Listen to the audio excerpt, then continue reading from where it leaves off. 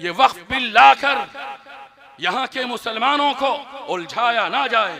हिंदुस्तान के 25 करोड़ मुसलमान हुकूमत के जिम्मेदारों से, वजीर आजम से और उनके पूरे काबीना से और बरसरे इख्तिदार पार्टी से ये सवाल करते हैं कि मुसलमान कभी 3 तलाक, कभी NPR, कभी NRC, कभी बाबरी मस्जिद, कभी 370, कभी यूनिफॉर्म सिविल कोड, कभी नफका मुतल्लका, कभी शाहबानो केस, कभी हिजाब, कभी मॉब लिंचिंग नहीं चलेगा।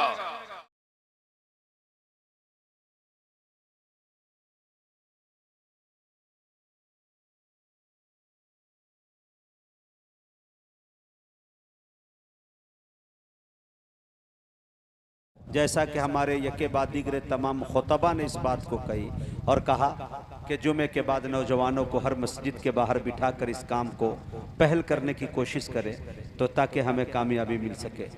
अब हम जिस खतीब तक पहुंचने की जसारत कर रहे हैं, यकीन जानिए कि आज के छोटे जलसे के अंदर जनाब हज़रत मौलाना मुफ्ती शकील साहब का आ जाना, मौलाना अमानुल्लाह साहब निस्तवी का आ जाना और इमारत शरिया के मुआविन नाजिम, एक ऐसा मुकर्रिर, एक ऐसा खतीब जिनकी तारीख लेने के लिए मेरे दोस्तों कई महीने पहले से लोग कोशिश करते हैं।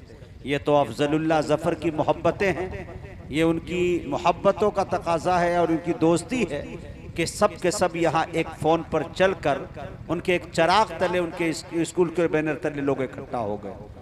जनाब हज़रत मौलाना अहमद हुसैन साहब अल मदनी दामत बरकातहुमुल आलिया एक शख्स नहीं, एक बड़ी शख्सियत का नाम है, एक ऐसे खतीब का नाम है जिसे मैंने मेरे दोस्तों 20,000 25,000 के मजमे को रुलाते देखा है और इनके खिताबत का जादू जो है सामाइन के सर चढ़ के बोलता है।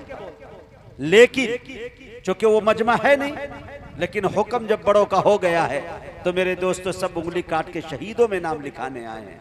मैं बड़े अदब के साथ अपने मुशफिक करम फरमा मुरब्बी अतालीक जनाब हज़रत मौलाना अहमद हुसैन साहब मदनी मुआविन नाजिम इमारत शरिया फुलवारी शरीफ पटना से गुजारिश कर रहा हूँ हज़रत तशरीफ़ लाएँ, कुछ कीमती बातों के साथ साथ जलसे का इख्तिताम और दुआ भी फरमाएं। अल्हम्दुलिल्लाहि रब्बिल आलमीन वस्सलातु वस्सलामु अला अशरफिल अंबिया वल मुरसलीन वअला आलिहि व सहबिहिल गुर्रिल मयामीन वमन तबिअहुम बिइहसानिन इला यौमिद्दीन। अम्मा बअद फअऊज़ु बिल्लाहि मिनश शैतानिर रजीम। बिस्मिल्लाहिर रहमानिर रहीम। ला तब्दील लिकलिमातिल्लाह ज़ालिका हुवल फौज़ुल अज़ीम।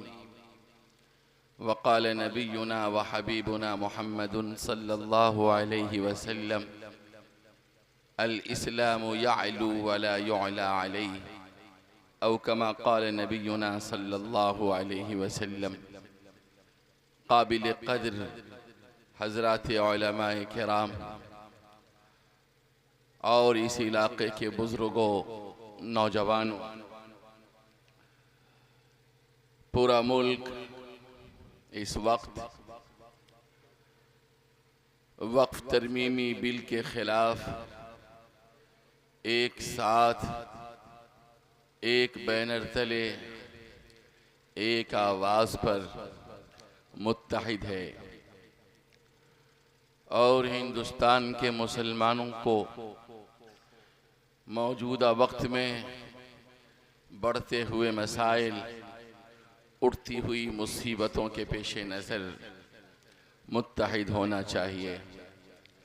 अगर ये मिल्लत ऐसे वक्त में भी, ऐसे हालात में भी मुत्तहिद नहीं है, इसकी सफ़ों में इत्तेहाद नहीं है, इसके दिलों में बाहमी इत्तेफाक नहीं है, तो ये इस उम्मत के लिए लम्हा फ़िक्रिया है, रोने और मातम करने का मकाम है। बुज़ुर्गों, इस मुल्क में मुसलमानों की तादाद 20 करोड़ से 25 करोड़ है। ये 2-4 मुसलमान नहीं हैं कि जिन्हें किसी भी तरह से ख़त्म कर दिया जाए, या ये दूसरे मुल्क की जानिब हिजरत कर जाएं, या इनके ख़िलाफ़ हुकूमत कोई गलत फ़ैसले ले ले। हिंदुस्तान के अंदर मुसलमान दूसरी बड़ी अक्सरियत हैं। पूरी दुनिया के अंदर ये दूसरे नंबर का मुल्क है जहां मुसलमानों की बड़ी तादाद है। ये मुसलमान इस मुल्क में सदियों से रहते आए हैं और अपनी ज़िंदगी गुजारते आए हैं। मुसलमानों ने इस मुल्क को दिया है, नवाजा है, अता किया है। आज भी इस मुल्क की ज़मीन पर जाएं और इसकी सैर करें और इसके तफरीह के बड़े नुमाया मकामात की अगर आप ज़ियारत करेंगे तो आपको मालूम होगा कि मुसलमानों ने इस मुल्क को क्या कुछ नहीं दिया है। ये बात समझने की है और जहन में बिठाने की है, ख़ास करके हमारे नौजवानों के लिए और हमारी नई नस्ल के लिए। मुसलमानों ने इस मुल्क को सदियों संवारा, सजाया, तराशा और इसे हीरा बना दिया। मुसलमानों ने इस मुल्क को इतना बनाया कि इसे सोने की चिड़िया बना दिया। मुसलमानों ने इस मुल्क को तरक्की के उस औजे कमाल पर पहुंचा दिया कि अंग्रेज़ों की नापाक नज़र इसकी चमक दमक को देखकर खैरा हो गई और बिलाखिर वो यहाँ आने पर मजबूर हुए। हुकूमत मुसलमानों के खिलाफ लगातार और मुसलसल ऐसे बिल ला रही है और ऐसे कानून बनाने की कोशिश कर रही है जिससे मुसलमान हिम्मत हार जाएं, शिकस्ता खातिर हो जाएं, नुकबतो पस्ती के शिकार हो जाएं, इनके बढ़ते हुए कदम रुक जाएं। ये कम हौसला होकर और हजीमत के शिकार होकर टूट फूट जाएं और ये अपने वजूद को खो दें। ये इस्तिकामत से, सब्र से, हिम्मत से महरूम हो जाएं, अपनी शरीयत को छोड़ दें और अपने दीन से हट जाएं, अपना रिश्ता अल्लाह से और अल्लाह के रसूल जनाब मोहम्मदुर रसूलुल्लाह सल्लल्लाहु अलैहि वसल्लम से तोड़ लें। याद रखिए, all India Muslim personal law board जो पूरे मुल्क हिंदुस्तान के करोड़ों मुसलमानों का वफाक है और बड़ा बोर्ड है, इससे बड़ा वफाक और इससे बड़ा बैनर इस मुल्क के अंदर मुसलमानों के पास नहीं है। आज उसने आवाज लगाई है कि वक्त तरमीमी बिल का मामला ज्वाइंट पार्लियामेंट्री कमेटी के सुपुर्द है। उन्होंने राय मांगी है कि इस बिल को कानून बनाया चाहती है हुकूमत। इस सिलसिले में लोग राय दें। मुसलमान बड़ी हिम्मत के साथ और हौसले के साथ और पूरे यकीन के साथ वो राय दे रहे हैं। चंद दिनों के अंदर मुसलमानों ने बड़ी तादाद में राय दी है। यह खुश आइन बात है, यह खुशकुन बात है और हौसला अफजा बात है और हम लोगों के लिए मसरत अफजा खबर है। मुसलमानों को इस मुल्क में बरादराने वतन से कोई शिकायत नहीं।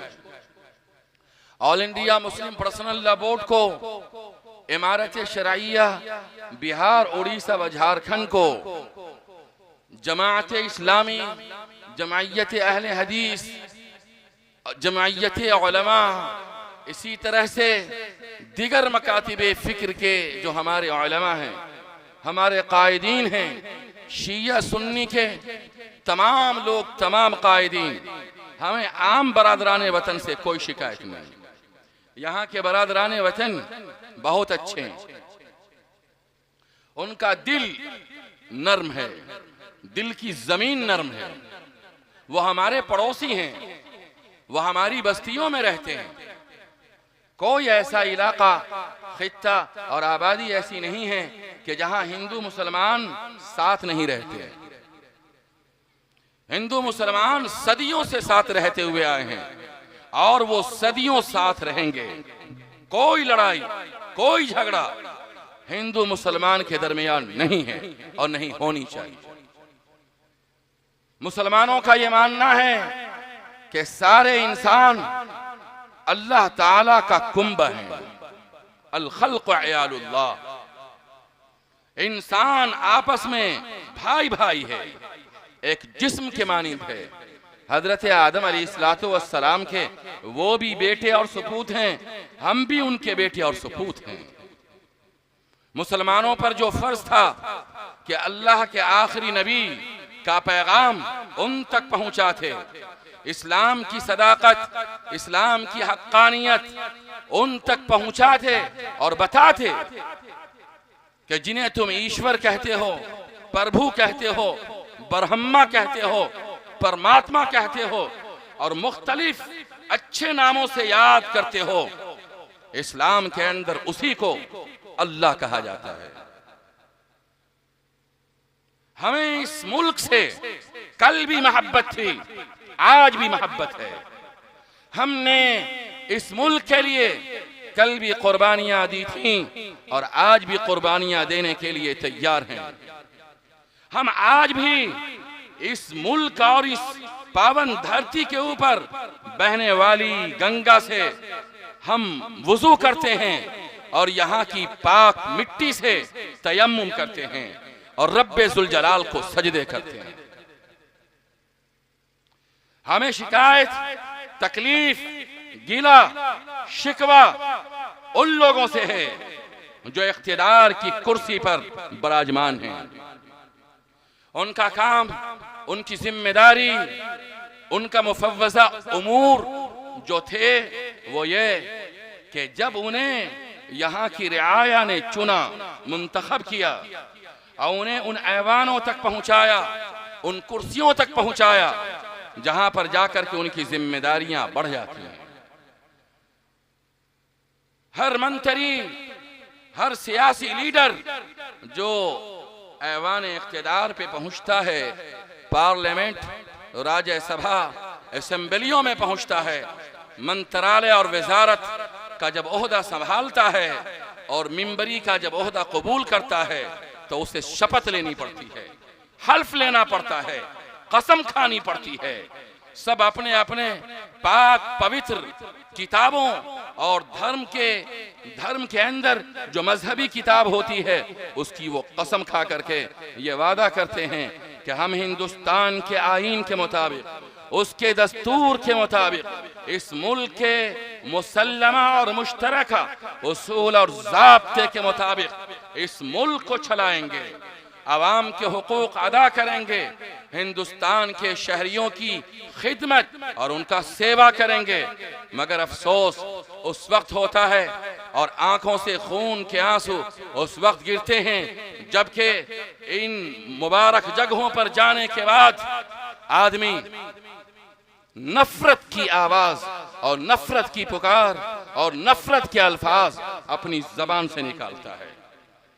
ऐसी आवाज, ऐसे बयान, ऐसे खिताबात, ऐसे स्पीच और ऐसी कोई भी गुफ्तगू इस मुल्क के अंदर जहर से भी ज्यादा नुकसान पहुंचाने वाली है, जिससे मुल्क टूटेगा, इंसानियत को चोट पहुंचेगी।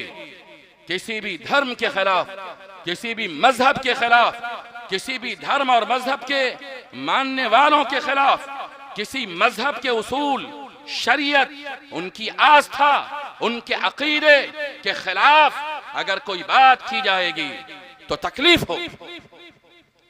इमारत Sharia, all India Muslim personal law board और हिंदुस्तान के तमाम मुस्लिम कायदीन और तमाम सेकुलर जमातें, तमाम इंसाफ पसंद शहरी और यहाँ के करोड़ों हिंदुस्तान में और भारत में रहने वाले लोग बरसरे इख्तियार हुकूमत से ये इल्तिजा करते हैं और ये अपील करते हैं कि आप इस मुल्क के अंदर जो जरूरत है उन जरूरतों को पूरी कीजिए। इस मुल्क को जरूरत है अच्छी तालीम की, मेयारी तालीम की।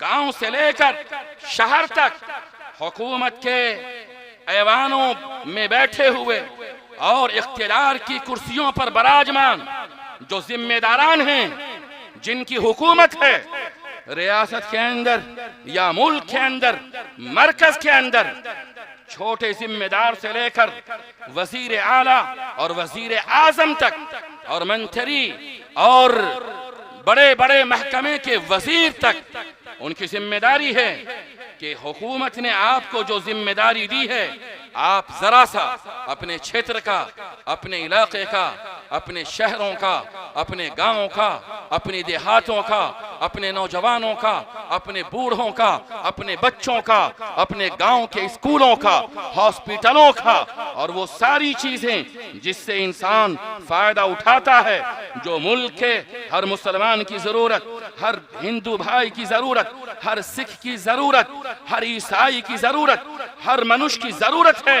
ऐ लोगों, ऐ सियासत की बात करने वालों, ऐ सियासत के इख्तिदार तक पहुंचने वालों, ऐ लोगों के पैसे से, ऐ इनकम टैक्स के पैसे से अच्छी अच्छी गाड़ियों पर सफर करने वालों और हुकूमत से मुराआत हासिल करने वाले और फैसिलिटीज पाने वाले लोगों, तुम भी अल्लाह को जवाब दोगे, ईश्वर को जवाब दोगे। ये मुल्क सारी कायनात के परवरदिगार का मुल्क है।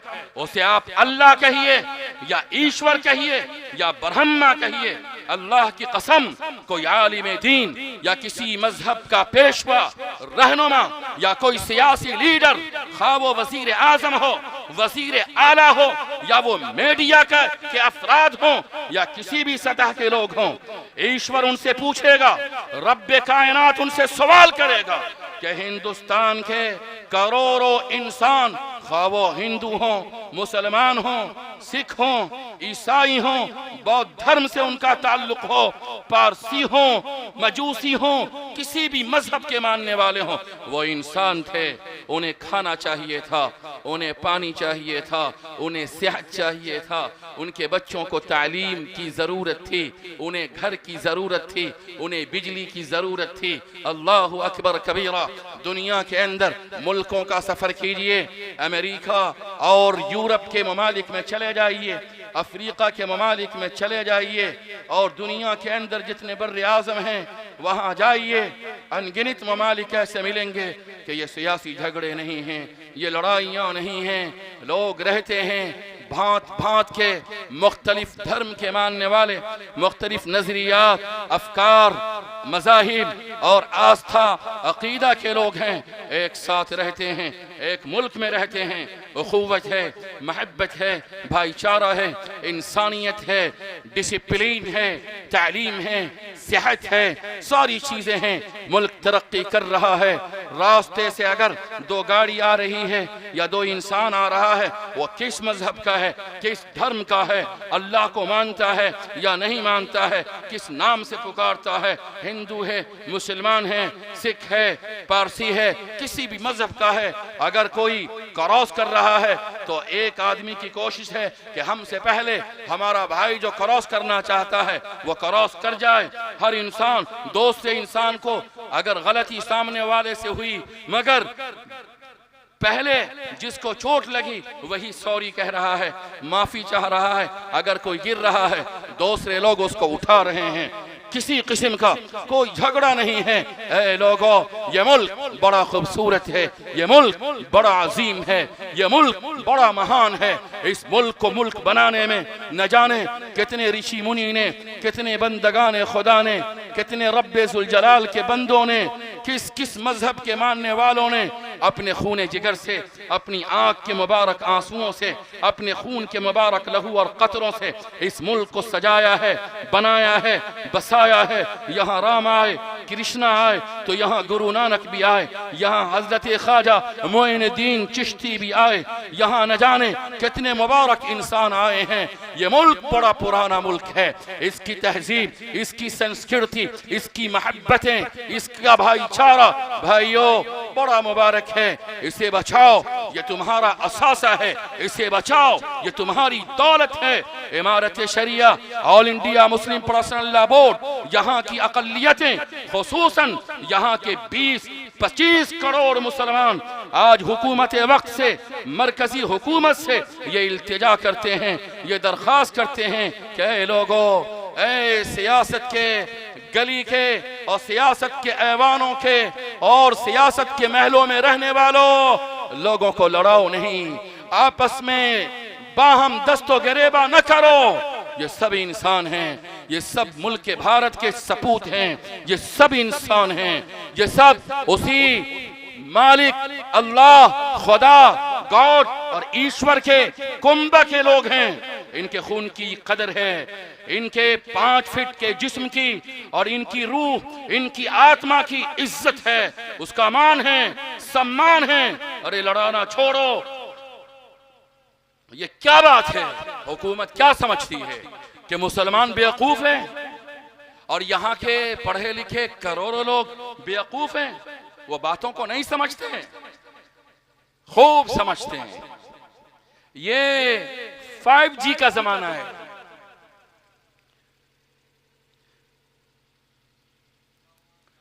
फर्स्ट सेंचुरी है, 21वीं सदी। यहां बेजान चीजें बोल रही हैं, समझ रही हैं। ये तो इंसान है। हमारा 5 साल का बच्चा छोटी छोटी बातों पर अगर बड़े गलती करते हैं तो टोक देते हैं। जी, अक्लें उरूज पर हैं। इंसान अपनी मेराज कर रहा है। समझ, बूझ, शऊर, ज्ञान, तालीम, एजुकेशन, सेंस, साइंस उरूज पर है। सब लोग समझते हैं, सब लोग समझते हैं कि मामला क्या है। हुकूमत कोई भी काम ऐसे न करे कि यहाँ के जो 140 करोड़ हिंदुस्तानी रहने वाले हैं उनके दिल में कोई मतभेद हो हुकूमत की तरफ से। यहां का आईन, यहां का दस्तूर सेकुलर है, जमहूरी है। यहां इस मुल्क की खूबसूरती ये है कि इस मुल्क में जितने रहने वाले बसने वाले लोग हैं सबको बराबर के हुकूक और अधिकार हैं। किसी का हक किसी से ज्यादा नहीं है, किसी से कम नहीं है। जो यहाँ का आईन और दस्तूर है पूरी दुनिया के लिए मार्गदर्शन है, रहनुमा है। हिंदुस्तान विश्व गुरु बनना चाहता है और इसे बनना चाहिए और होना चाहिए।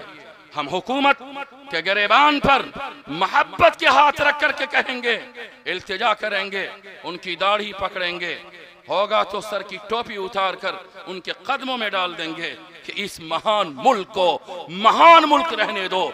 लोग समझते हैं आपस में लड़ाई झगड़े नफरत की बीज बो करके मुल्क तरक्की नहीं कर सकता है। हिंदुस्तान के 25 करोड़ मुसलमान हुकूमत के जिम्मेदारों से, वजीर आजम से और उनके पूरे काबीना से और बरसर इख्तिदार पार्टी से ये सवाल करते हैं कि मुसलमान कभी 3 तलाक, कभी NPR, कभी NRC, कभी बाबरी मस्जिद, कभी 370, कभी यूनिफॉर्म सिविल कोड, कभी नफका मुतल्लका, कभी शाहबानो केस, कभी हिजाब, कभी मॉब लिंचिंग। नहीं चलेगा, ये नहीं चल सकता है। ये इस मुल्क की रूह और उसके आत्मा के खिलाफ है। ये कभी नहीं हो सकता है। इस सरजमीन की खूबी है कि ये अन्याय अत्याचार को ये पावन धरती, ये मुबारक सरजमीन कभी कबूल नहीं करेगी। 1 रोज 2 रोज तो कर सकते हो, मगर ये धरती न तो मुसलमानों की है, न हिंदुओं की है, न सिखों की है, न ईसाइयों की है। ये सारी कायनात के परवरदिगार पालनहार की है। वो देख रहा है, उसकी लाठी में आवाज नहीं है। जो जुल्म करेगा, जो सताएगा, जो लोगों को रुलाएगा, जो अन्याय करेगा, कुदरत मालिकुल मुल्क रब्बुल आलमीन, सबको खिलाने वाला, पिलाने वाला, हवा देने वाला, पानी देने वाला, रोजगार देने वाला, जिंदगी देने वाला, मौत देने वाला, कभी कभी आखिरत में नहीं, परलय के बाद नहीं, इस दुनिया में हिसाब चुकता करता है। इसलिए ये वक्फ बिल लाकर यहाँ के मुसलमानों को उलझाया ना जाए। मुसलमानों के बारे में सचर कमेटी की सिफारिशात और उनकी जो गुजारिश है, लबराहन कमेटी की, और न जाने कितने कमीशन बने, कितनी कमेटियां बनाई गई, और उन्हें कहा गया कि मुसलमानों के बारे में जायजा लीजिए, कहां पर हैं, उनके शहर का हाल कैसा है, उनके देहात का हाल कैसा है, उनके बच्चों की तालीम का हाल कैसा है, मईशत में कहाँ हैं, रोजगार में कहाँ हैं, तहजीब तमद्दुन कल्चर में कहाँ हैं। और जब ये सारी कमेटियाँ 10 सालों में, 20 सालों में, 20 सालों के वक्फे से जब रिपोर्ट हुकूमत को देती है कि मुसलमानों का गांव, उसका देहात, उसके बच्चे, उसके देही इलाकों के रहने वाले, वो दलित, महादलित, उनसे भी पिछड़े हैं और उनसे भी पीछे हैं, इनके लिए तालीम के इदारे कायम किए जाएं, इनकी आबादियों में pre primary, middle school, higher education के इदारे, कॉलेज, ITI, यूनिवर्सिटी कायम किया जाए, इनके इलाकों में हॉस्पिटल कायम किए जाएं। इनको इस चीज की जरूरत है, इस चीज की जरूरत है, इन्हें मेन स्ट्रीम में लाया जाए। फिर हुकूमत करने के काम अंजाम नहीं कर देती है, और फिर इस तरह के मुद्दे जिससे हमला हो कुरान पर, सुन्नत पर, मुस्लिम पर्सनल लॉ पर, मुसलमानों के मजहब पर, ऐसे शोशे को छोड़ करके मुसलमानों को 1 साल, 2 साल, 3 साल इस तरह के मसले में उलझा दिया करती है। ये गलत तरीका है, ये गलत रवैया है, ये लॉजिकल तरीका नहीं है, मंतिकी तरीका नहीं है। ऐ लोगों, सबकी आंखें खुली हैं, दिल के दरवाजे खुले हैं, सब समझदार हैं, बाशऊर हैं। हिंदुस्तान तरक्की चाहता है, तालीम चाहता है, रोजगार चाहता है। अल्लाह की कसम, हमारे एक तो बच्चों के अंदर तालीम की शरह कम है, और जो बच्चे हमारे नौजवान तालीम हासिल किए हुए हैं, जमीन बेचकर, घर को गिरवी रख करके, माँ बहन के कंगना को बेचकर और जेवर को बेचकर और सूदी ब्याज पर पैसे लेकर, कर्जे पर पैसे लेकर हमारे बच्चे डिप्लोमा किए हुए हैं, इंजीनियरिंग किए हुए हैं, बीटेक किए हुए हैं, एमटेक किए हुए हैं, बीएड किए हुए हैं, और हायर एजुकेशन में भी वो इतनी डिग्रियां लेकर के पूरा बस्ता उनका डिग्रियों के जीरोक्स कॉपी से भरा हुआ है। वो 5 साल से दौड़ रहा है, सैकड़ों एग्जाम्स दिया, इंटरव्यू दिया। ऐ हुकूमत वक्त, हमारे बच्चों को, हमारे बेटों को, हमारे नौजवानों को नौकरी क्यों नहीं दिलाते हो?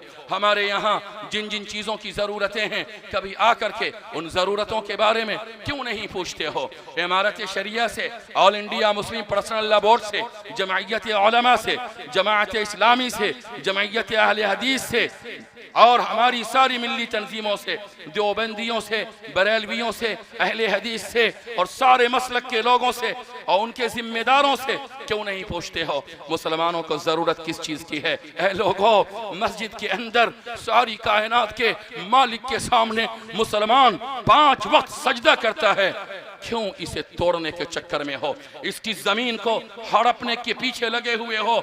ये ईदगाह की जमीन है, ये मस्जिद की जमीन है, ये कब्रिस्तान की जमीन है, ये दरगाह की जमीन है, ये मज़ारात की जमीन है, ये औकाफ की जायदाद जो मुसलमानों ने अल्लाह के लिए, अल्लाह को राजी करने के लिए, इंसानियत को फायदा पहुंचाने के लिए, मानवता के सेवा के लिए जो जमीनें उन्होंने दान की हैं, लोगों को फायदा पहुंचाने के लिए, इन जमीनों के खिलाफ तुम्हें कानून बनाने की क्या जरूरत है? अगर तुम्हें कुछ मसला है, कुछ बातें करनी है, all India Muslim personal law board, इमारत शरिया, जमइयत उलमाए हिंद, हिंदुस्तान की सतह पर मुसलमानों के जो कायदीन हैं, जो हमारे बड़े बुजुर्ग हैं, आप उनकी मीटिंग बुलाइए और उनसे कहिए कि मुसलमानों की क्या जरूरतें हैं। अल्लाहु अकबर कबीरा।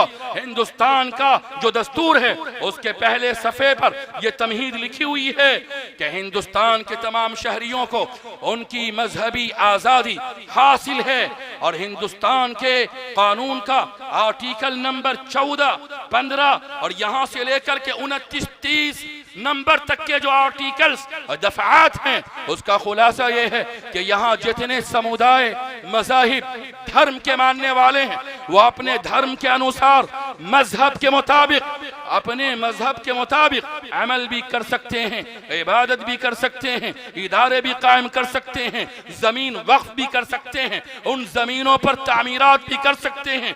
हुकूमत आज़ादी के इन उसूलों की पासबान है, निगहबान है, अमीन है, मुहाफिज है। जो मुल्क का दस्तूर और आईन है, उसका जो एक एक सतर है, उसका जो एक एक आर्टिकल है, आर्टिकल का जो एक एक सेक्शन है, एक एक लाइन है, हुकूमत उसकी निगहबान है।